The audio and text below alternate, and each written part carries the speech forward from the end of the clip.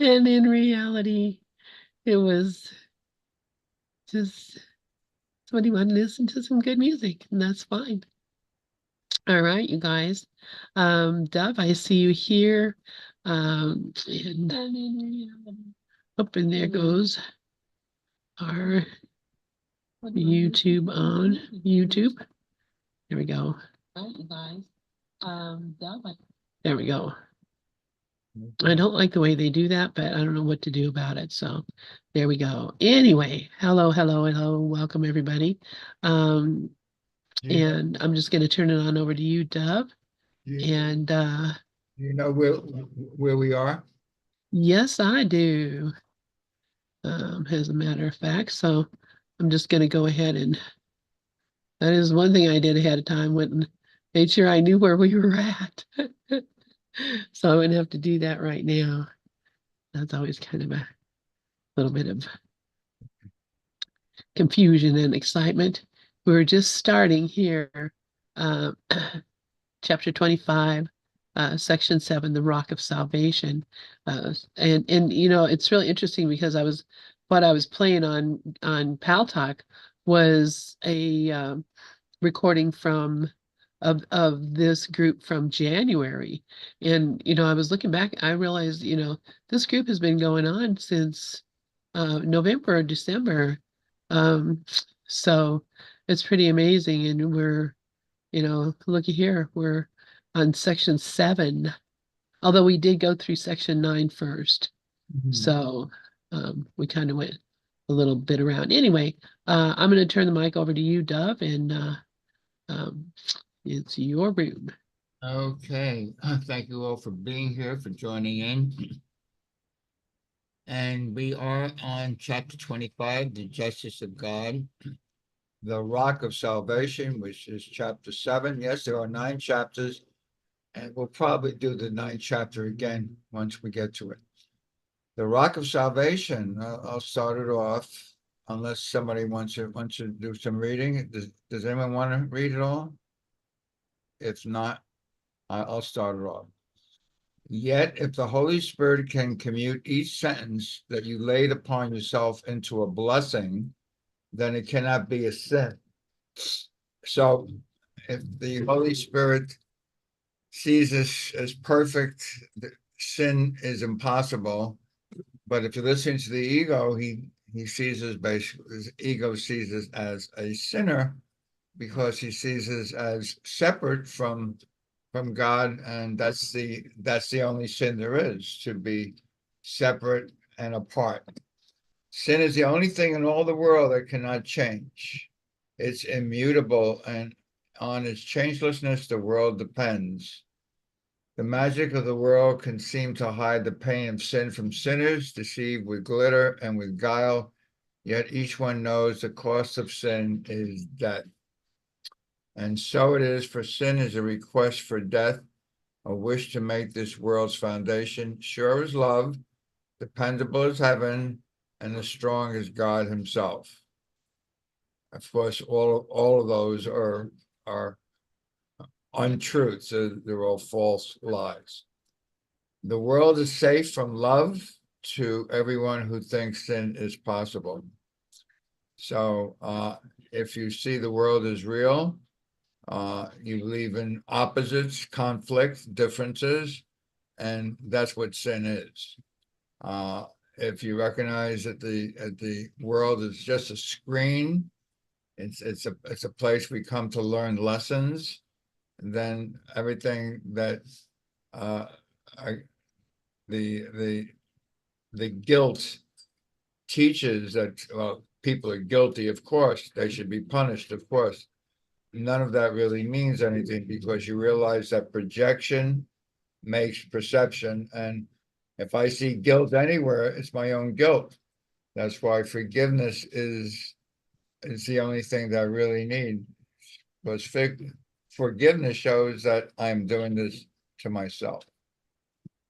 Goes on to say, the world is safe from love to everyone who thinks sin is possible, nor will it change. Yet is it possible that God created not Yet is it possible what God created not should share the attributes of his creation, when it opposes it in every way.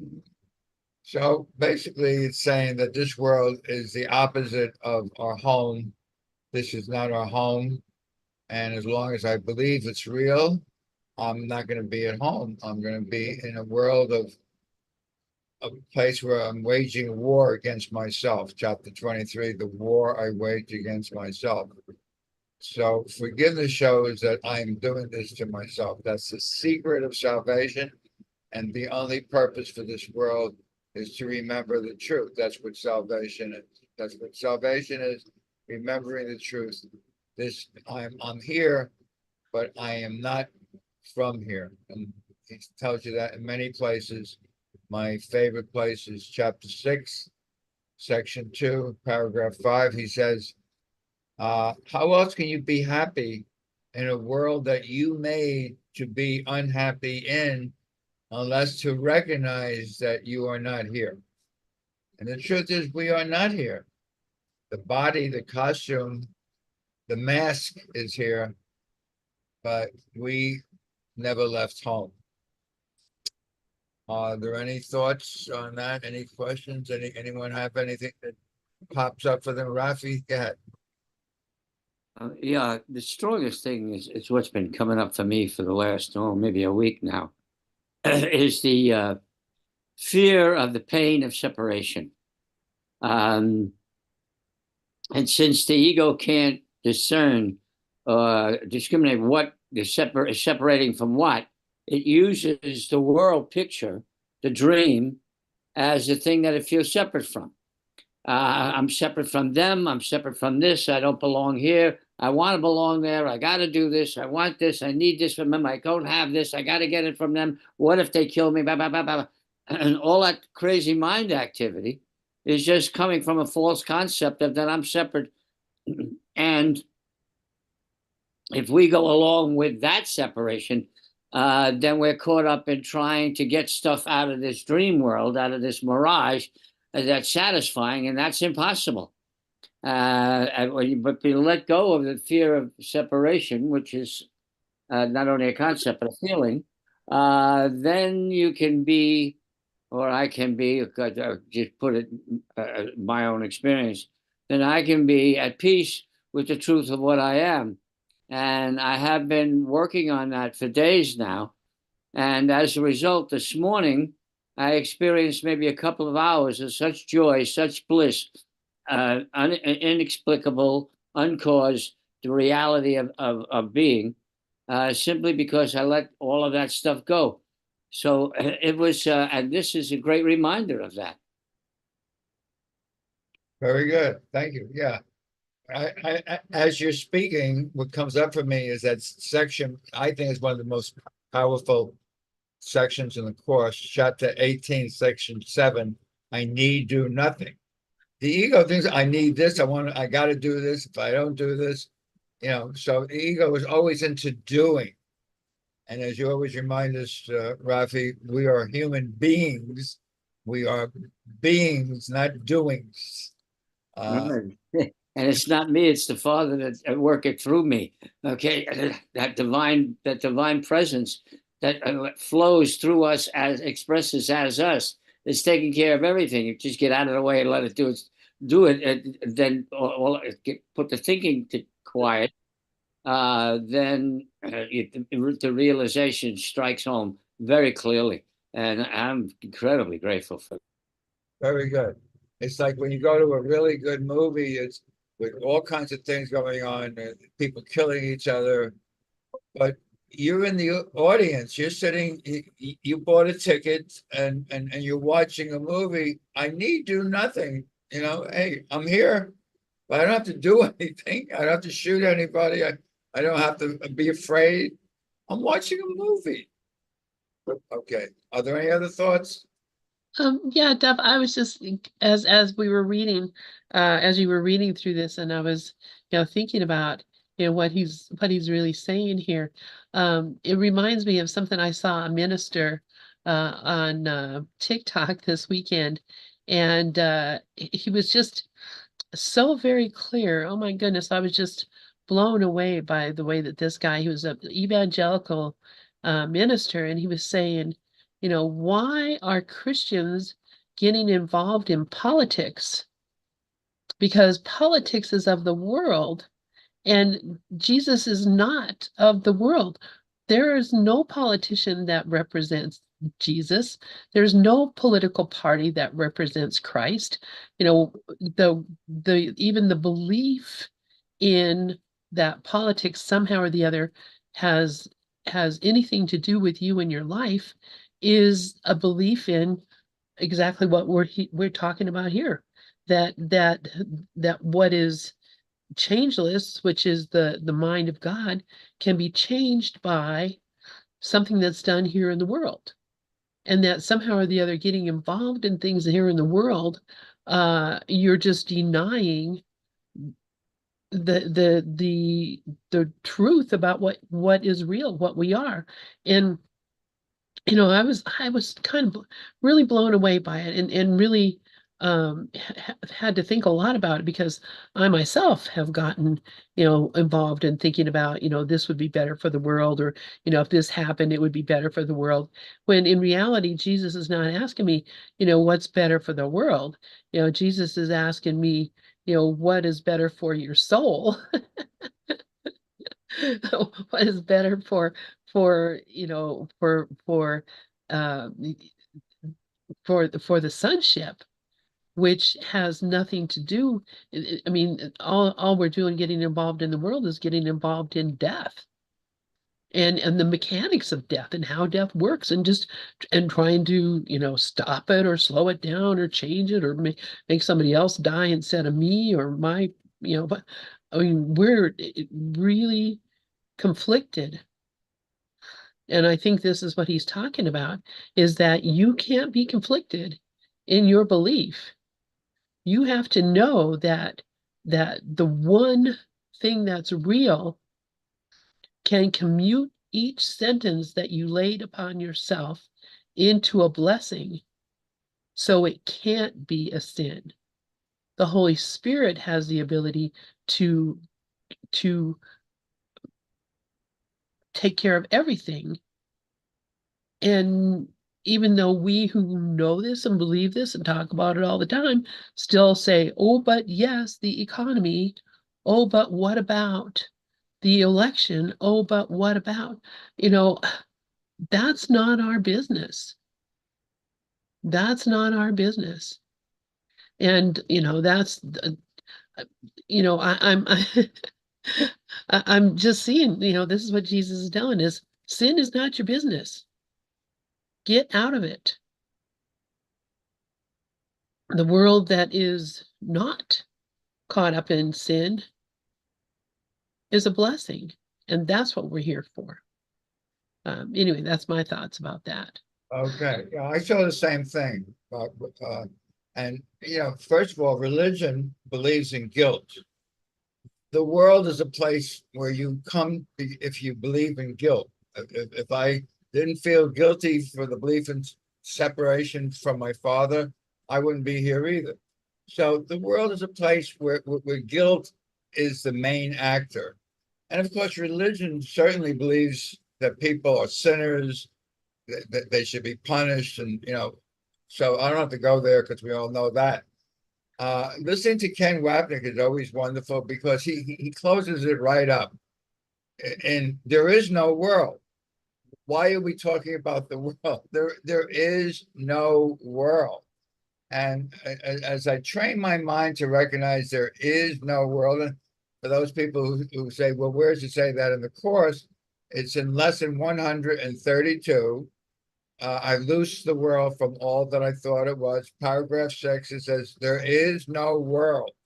This is the central theme this course teaches. There is no world.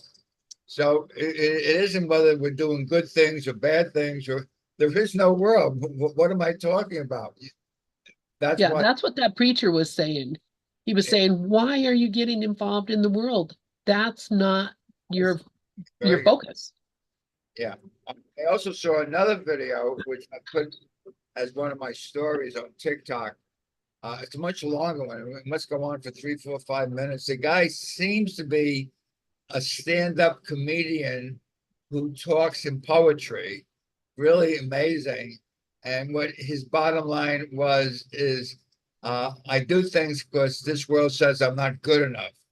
You got to wear the right clothes. You got to do this. If I want to get a woman, I got to do this. If I want to get a man, I got to do this. So he was talking about how the world is telling you that you're not good enough. You got to do in order to be good enough to finally get what it is that you think you need. And he was really good. I don't really know. I can send it to people, but I don't know really how to play it other than as my own story. So yeah, there's a lot of good videos around. Are there any thoughts on anything that was just said? Anything at all? Yep. Yeah, we just, Yeah, good afternoon, morning, whatever it is, wherever you are. Good day, I guess. Yeah, well, I'm reflecting on, when we talk about oneness, and from Zuma earlier this morning, which did a great teaching on oneness. And, you know, when you're talking about the world, the world's, I stop at red lights when they go red, and I go and I press the accelerator when they turn green.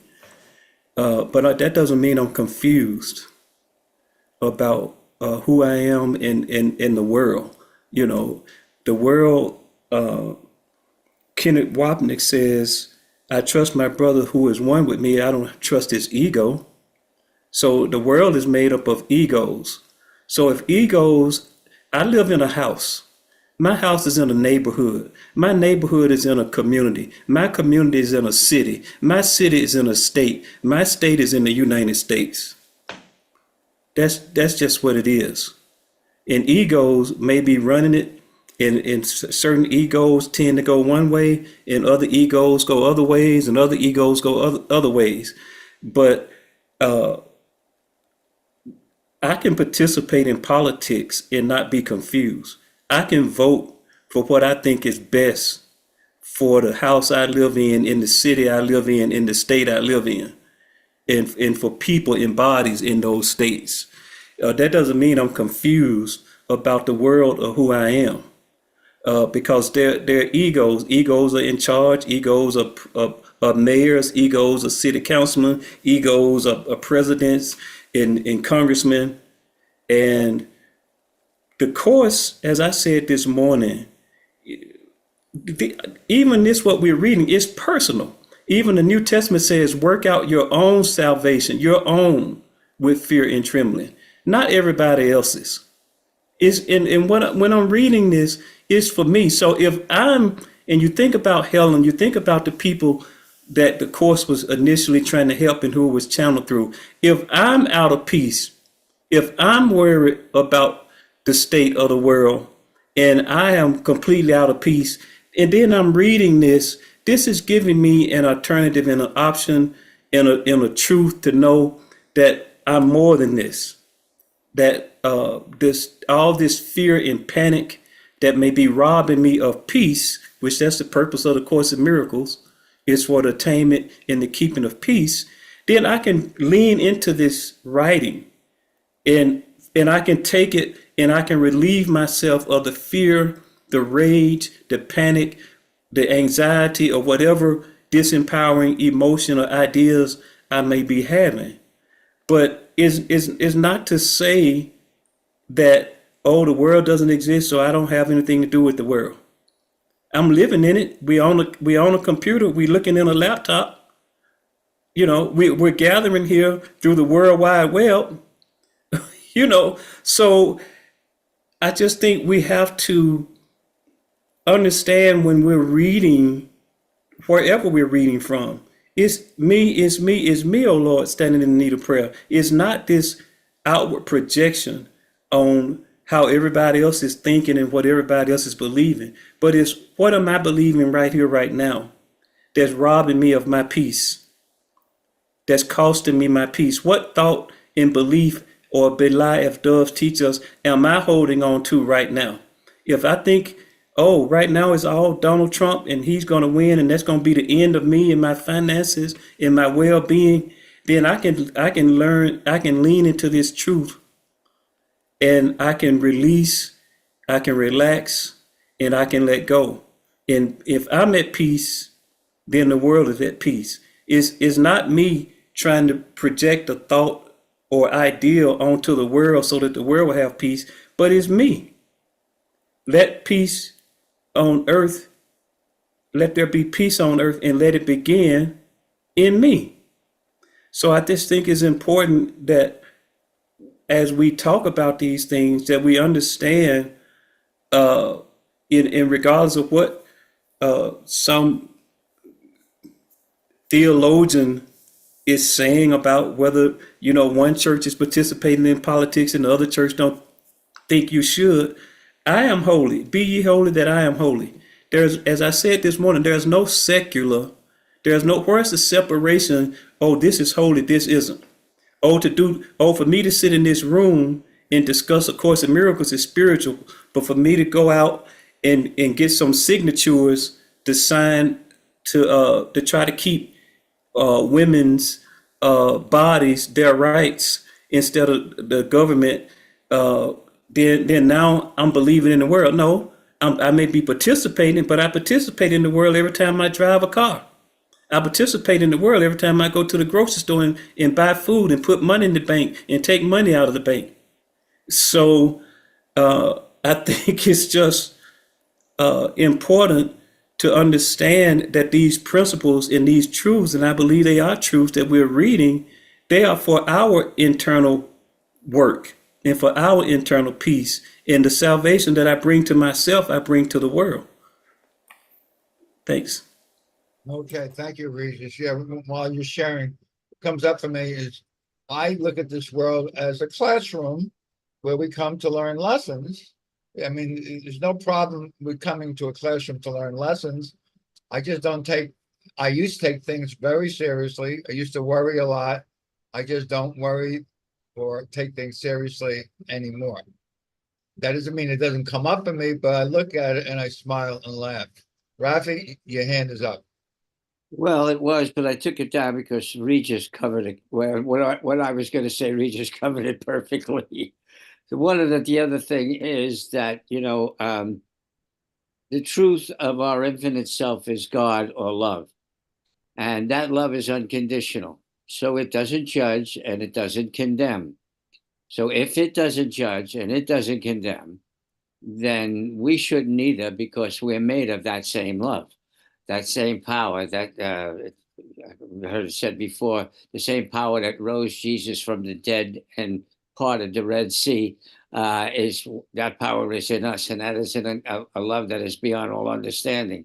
So there's if it doesn't judge, if it doesn't condemn, then we don't judge, we don't condemn. We let things be the way they are. Don't react to it, and just keep that flow of love continuous, and everything else, it'll take care of itself. We're divinely guided, divinely protected, divinely inspired, divinely guided. Just be one with that. And like he said, I use that phrase all the time: "Let there be peace on earth, and let it begin with me," because that's where it's at. We are that. Thank you. All right, basically, Lynn says, I participate, but I know it's not real. I mean, you're still here to learn lessons, and lessons come from my everyday life. It doesn't come from a book. It comes from my life. And whenever I get upset or I feel I'm stressed out or anxious about something or worry about something, obviously there's something in my mind that is telling me that I am not at peace. So, like, as you say, lesson 198 says, only your judgments hurt you. Only forgiveness sets you free. So, as it says in the Course, you were never given the ability to judge. So when we judge anything, we're saying there's something outside of me that I can judge that's different. The moment you say something's outside of me that is different, you're basically believing in sin, and sin demands sin is guilt, and guilt demands punishment. So you go right back into that hamster wheel thing where there's no stopping until you finally say, is there another way of looking at this?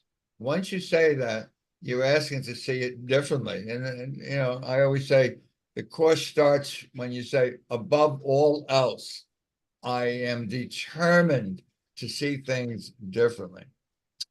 Are there any thoughts, questions to any of that? If not, Oh yeah, just one dove. Yeah, you and Rafi said it beautifully. And that's what I was really trying to get to. Also, it's the judgment. Is like I was somewhere here in Pueblo, and I walked into a business, and they were all gathering employees, and customers were talking, and so they were talking about the Democrats, and so they were like, pretty much affirming to each other that all the Democrats are lying, and they're just getting caught in one lie after the other. And so what part of that brings me peace? To if that's me in that conversation, talking about whoever, my next door neighbor, my wife, the politicians, whoever, what part of that judgment is that facilitating peace for me? It is not. It's not facilitating any peace. So when we go out and we say, "Oh yeah, well this is great. I'll vote this way. I think this would be great. It'll be great for me. It'll be great for a lot of people. To have health care. Let's vote for health care." But when I get into the judgment of and all the cynicism and who's wrong, and this person is a horrible person, and this is a horrible political party, or this is a horrible human being. I can't believe what he did to his wife, or I can't believe what she did to her husband. Those are the thoughts that robs me of peace. Those are the thoughts that rob me of joy. If a lady is being abused by a man, and I help her escape, and I get her to a place of safety, I can do all of that without hating her lover. I can do all of that without judging her lover and talking about what a terrible human being her lover is. I can do all of that aid to the homeless without being in attack of the government, and why don't the government do more for the homeless? I can do all of it. So when my judgments get out of control, this is when I need the rock of salvation. When my judgments and all my storytelling and my somebody done me wrong song. So Rafi, go ahead. I see your hand up. Okay, this is what happened to me yesterday. I went to, there's a church in my community, and they had like a big bazaar or a festival or a thing, and they had rides for the kids, and they had bingo, and they had, booths with food from various ethnicities and countries all over the world, and they had a stage, and they had performed. I was there to see some friends of mine perform, and there were hundreds of people there. I sat down in a place where it was comfortable and in the shade, and all I did was start loving people, just loving. I mean, I've done it with small groups of people. I never did it with hundreds of people. My mind was telling me I couldn't and that I shouldn't. And of course, I didn't even listen to that. And I just kept loving and loving and seeing them as the divine light of love that they really are, that we all really are. Seeing them as divine, seeing them as the sacred wholeness, the sacred oneness, all of them. And usually in places like that, I walk around and see what's going on. I found myself that I'm sitting there for I don't know how long, and just being in that love and seeing everybody as the love that we truly are. And I'll go right back to my mind can't believe that that's actually possible, or it has no reference point for it all, because it's just a recording and playback machine, and it can't know the truth. And B, it put me in that state of peace and loving that no matter what went on, it was perfectly okay. I was perfectly okay with everything, and just love, because everybody's expressing, God is expressing through them as them, and no matter what they look like they're doing, or what they act, or how they're acting, that's the reality. And I was locked into that. I must have been locked into that for about an hour or so. And then my friends came on, to the people who I were there to see perform, who were great, by the way. And even while they were doing that, I find myself every once in a while just focusing on like a family walking by and seeing them as love. Kids running by playing and skipping, old people, with needed stuff to help them walk, everybody. And I walked out of there. It was such a solid centering of peace. Well, it's inexplicable. There's no way to describe it. And I just wanted to share that. All right, that's a beautiful story. And, those people who are doing all those things out there, they're actually there as part of your lesson so that you can do exactly these that you chose to do, which is the way we all heal. We don't react and say, what's that? We see them exactly as you just said. These are just loving people doing their thing, and I'm just loving them back. Thank you so much, Rafi. Okay, unless there's any more questions, can we move on to paragraph 2? Yeah, thanks, Lynn. Is there a reader for paragraph 2? I'll try it. Oh, Okay, you go got ahead. Okay. No, you got it. Go for it. All right. It cannot be the sinner's wish for death is just as strong as is God's will for life, nor can the basis of a world he did not make be firm and sure as heavens. How could it be that hell and heaven are the same? And is it possible that he did not will cannot be changed? Let me say that sentence again. And is it possible that what he did not will cannot be changed? Oh yeah. What is immutable besides his will? And what can share its attributes except itself? What wish can rise against his will and be immutable? If you could realize nothing is changeless but the will of God, this course would not be difficult for you. For it is this that you do not believe, yet there is nothing else you could believe if you but looked at what it really is. And I love that because, as Dove always have said for years, it's all the same. It's all holy. It's all love. It's just what, as he was saying earlier, what lessons is it here for me to learn about myself? We got to do that. What lesson is it here to learn about myself? Not about other people, not about other bodies. What lesson is here for me today in this moment for me to learn about myself? It's all the same. It cannot change. I cannot be anything but love. My ego can tell me, and it can pick out mistakes, missteps, and tell me that, oh, you're not love, you're not loving, you're and judge me. But if we would but realize, as this paragraph is saying, the only unchangeless things is the will of God, which is my happiness and my peace.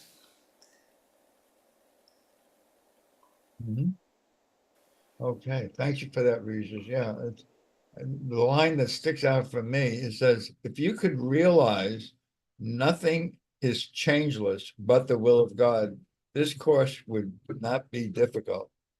So basically,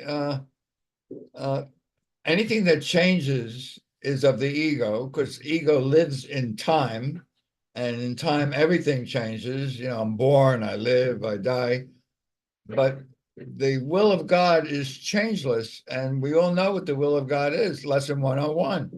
God's will for me is perfect happiness. And lesson 102, and I share. That's my will too. There's only one will. Here in this world, we say, well, it's my will, there's their will, the religions, the nationalities, everyone has a different idea. I mean, that's what hell is. That's what hell is. Are there any thoughts, Regis? I see your hands up. Yeah, Dove, it's like we quote it so often. The Course says every encounter is a holy encounter. So when you read this sentence, which is my favorite too, that you said, what is this idea that I'm having these other encounters that are not holy encounters? What's convincing me that every encounter is not a holy encounter? What is the voice? What is the belief, the belie, that it doesn't sink in? Because as it said, if we would understand this, then the course would be easy. That nothing is changing. We're looking at form. We're looking at all these various degrees of form, which is the five senses. It could be sight, it could be smell, it could be sound, it could be touch. And we're using those five senses and we're allowing those to convince us that there are other encounters outside of a holy encounter, when we all quote the Course as saying every encounter is a holy encounter. And the question would be, for Christ in me, is, well, Holy Spirit, if every encounter is a holy encounter, help me to see this encounter correctly, because I'm not seeing it correctly right now. So, I mean, that's the question. So thanks, Doug. Okay, thank you for that. Does anyone else have their hand up? Or I know Regis still has his hand up. Are there any thoughts or questions on paragraph 2?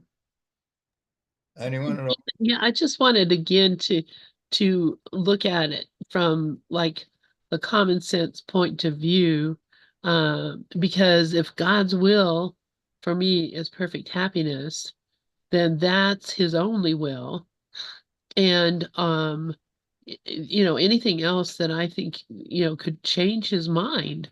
Basically, that's what we're thinking, is that somehow or the other I can change God's mind about me, about his children, about his creation.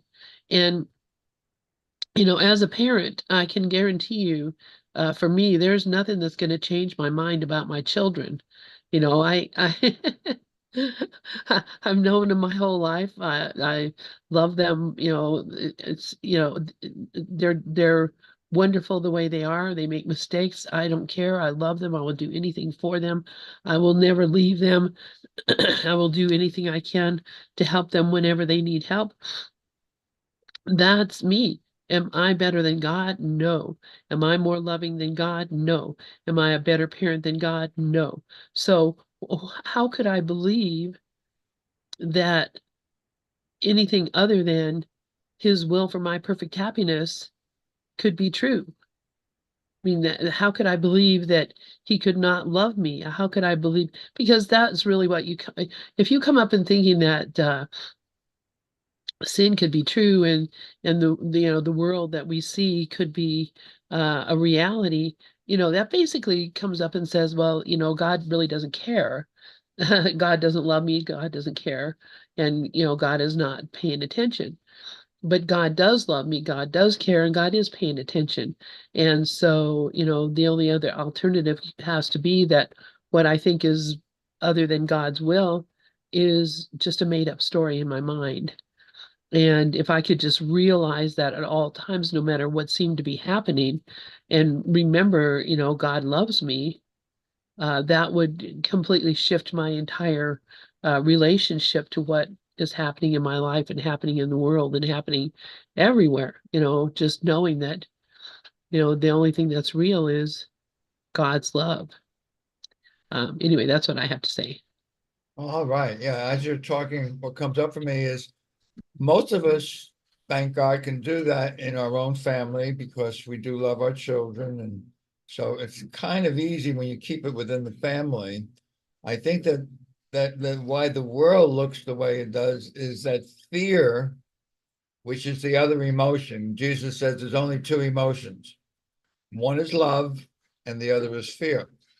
Fear is another word for distrust. And if I don't trust, then I got to see this other person as different, separate, apart, and that's sin. And as long as I see that, I I have guilt in me because I can't, as Regis said, every encounter is a holy encounter. What keeps me from recognizing that is fear. How can I have an encounter with everybody thinking that they are my brothers and sisters? I don't know.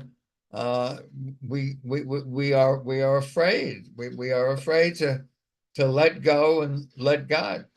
So I just wanted to mention that Regis puts in the chat from Matthew 7:11. You're at least decent to your own children, so don't you think that God who conceives you in love will be even better? Yes. We do love our children, and then uh, uh, that reminds me of the line in the course, which is one of my favorite lines. It says, "No one ever asks, would a benign, kind, loving father want his children to die?" I mean, I mean, the world is really crazy. Of course, my father wants me to die. That's why you got to laugh. Okay, I think we're finished with paragraph 2. Who wants to read on paragraph 3? Anyone? I'll read it. Yes. Okay, so now Jesus with his impeccable logic. Let us go back to what we said before and think of it more carefully. It must be so that either God is mad or is this world a place of madness? Not one thought of his makes any sense at all within this world, and nothing that the world believes as true has any meaning in his mind at all. What makes no sense and has no meaning is insanity, and what is madness cannot be the truth. If one belief so deeply valued here were true, then every thought God ever had is an illusion. That's what I was just saying, that either God loves us and we are his beloved children, and he only wants nothing but joy for us, peace, joy, and happiness. Then what is here has to be insane. Because if what was true here was, I mean, what we thought was true here was really true, then God could never, the kind of God that we ever loved could never be. And if but one thought of his is true, then all beliefs the world gives any meaning to are false and make no sense at all. This is the choice you make. Do not attempt to see it differently, nor twist it into something it is not. For only this decision can you make. The rest is up to God and not to you. So yeah, that's what I was saying earlier when I was talking about the minister that was saying you can't be in love with the world and be in love with God at the same time. And that doesn't mean you can't love the world. Of course you can love the world, but you can love the world because God is in the world. You don't love the world because you see that everybody is a good person and they're trying to do the best thing, because when we look at the world, we don't see it that way. And so, that's why, I mean, it's okay to get involved in politics. It's okay to, do, whatever you think you need to do. It's okay to do those things, but it's not okay to think that if you don't do them, something terrible will go wrong, or that somehow or the other you are saving the world through doing something in the world. There's nothing you can do in this world that can save it. The only thing that can save this world is the remembrance of God. The only thing that can save the world is for us to remember the truth of what we are. And then the world that we see doesn't even exist anymore because it never existed in the first place. It was all a dream. It was just an illusion. So, I mean, that, and not saying, I mean, it's hard to think because, what about my kids that I love so much? What about the places I love to go camping and fishing? What about this? What about, those are all things in my mind that are examples of God's love. So unless I know that all that's true about any of that is the love that's there, I think that the troubles and the fearful things are real too. They can exist too. There's no God and. There's no God and. There's only God. And is not in the equation. Anyway, that's what I think about that. I don't know what anybody else has to say, but I'd love to hear it. Okay, Mikhail, go ahead. I was just going to say that was really beautiful, Lynn. And I remember Ken had said that a true leader would be one like that was in the world that would have it where they bring oneness, where there's really no losers. So, like in competitive sports, everything's set up that you have a loser and a winner. And like he was saying, well, what about having compassion for the players that lost? So he said a true leader in our society would be one that brought oneness in. So thank you for saying what you did. Thanks. All right, thank you, Mikhail. I see Rafi's hand, but I just want to add a little light on what you were saying, Len. The word God, has so many different meanings. I would also use the word truth, to love the truth. The word one, which sometimes people say, well, what do you mean by one? It means we're not two, we are one. Rafi, go ahead. Nailed it when you said, we're one, we're not two, because the sentence that jumped off the page for me is, and what is madness cannot be truth. And the madness of ego is its duality. Rich, poor, sad, happy, good, bad, yesterday, tomorrow, all of that stuff is, and then there's attachments and aversions to things. Everything it wants, it has a subconscious and deeper don't want at the same time. Well, if that isn't madness, what the heck is? And how can you possibly listen to any of that? Well, that's what the great power of discrimination is. So you can step back and look at it and say, well, look at this thing. It's telling me I really, really, really, really want that ice cream. Then it's telling me, but I shouldn't eat it because there's too many calories and there's too much sugar in it. Yeah, but I really want it. No, I don't. Yes, I do. No, I don't. Well, all of that kind of mind activity, where's the peace in all of that? If you can step back and go, okay, let me let all of that go, love it, and let it just dissolve and evaporate, and get back to the true peace that I am, the oneness that you mentioned, that we really are, then we're in truth again. And the only thing that can be there is happiness, which is the same as peace, which is the same as love. There's no separation in any of that stuff. That's all one. There's only that one. Thank you, Duff, for that. That was perfect. Okay, Rafi. Yeah, as you're talking, I was thinking that lesson 109 that we talked about a couple of days ago. I rest in peace. I let go, let God. It's a letting go process. The ego doesn't want to let go of anything. It wants to hold on to the past. But if you believe in the world, you're just living in the past. That's all that's going on. Yeah, go and try and find the past. If you find it, let me know where it is, okay? Because I can't find it anywhere. The past is part of my memory banks. Right. That's where the ego lives. The ego lives in memory. I forget the poet who said the past is a bucket of ashes. I thought, yeah, that sounds right. Okay. Are there any other thoughts? We have time for go on to paragraph 4. Okay. Anyone want to read paragraph 4? I'll take it. Go ahead.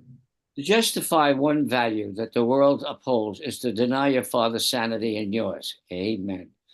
For God and his beloved Son do not think differently. And it is the agreement of their thought that makes there is capitalized, their thought that makes the Son a co-creator with the mind whose thought created him.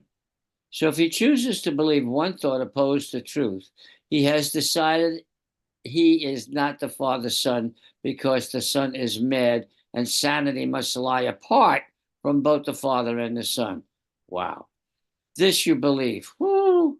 Think not that this belief depends upon the form it takes. Who thinks the world is same in any way is justified in anything it thinks or is maintained by any form of reason believes this to be true. Wow. Sin is not real because the Father and the Son are not insane. Hello. This world is meaningless because it rests on sin. Who could create the changeless if it does not rest on truth? Oh, that kind of says it right there. Well, that's one powerful paragraph. Yeah, I mean, if you have nothing else to do, just keep reading paragraph 4 every day, at least once, and you start to laugh, really. I'm either believing lies or I'm believing in truth. And if you want to believe in lies, you're doing it to yourself. You want to believe in truth? That's who you are.